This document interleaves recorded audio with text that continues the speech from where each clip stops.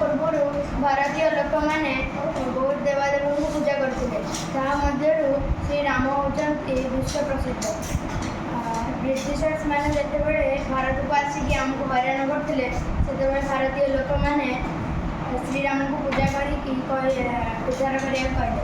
ସେତେବେଳେ ଶ୍ରୀରାମ ହନୁମାନଙ୍କୁ କହିଲେ କି ଇଂଲଣ୍ଡ ଯାଅ ଆଉ ଡେକ୍ଲାନକୁ ଉଠେଇ ଆଣି ପଳେଇ ଆସ। ଆଉ ତାପରେ ଶ୍ରୀଲଙ୍କା ଆଉ ଭାରତ ମଝିରେ ପକାଇଲେ। ସେ ଯେତେବେଳେ ଡେକ୍ଲାନକୁ ଗଲେ ଡେକ୍ଲାନକୁ ଉଠେଇକି ଯେତେବେଳେ ଆଣୁଥିଲେ, ସିଏ ଏଇଠି କଟକ ପାଖରେ ମହାନଦୀ ଆଡ଼କୁ ଆସୁ ଥକିଗଲେ। ତ ସିଏ କ'ଣ କଲେ, ଭୁଲରେ ତାଙ୍କ ହାତରୁ ଡେକ୍ଲାନଟା ଖସି ପଡ଼ିଗଲା। ତାପରେ ସେ ଡେକ୍ଲାନଟା ମହାନଦୀ ପାଖରେ ପଡ଼ିଗଲା। ତ ଭାରତୀୟ ଲୋକମାନେ ତାକୁ ଡେକ୍ଲାନ ନ କହିପାରି କହୁଥିଲେ କି ଢେଙ୍କାନାଳ। ସେତେବେଳରୁ ଆମ ଓଡ଼ିଶାରେ ଢେଙ୍କାନାଳ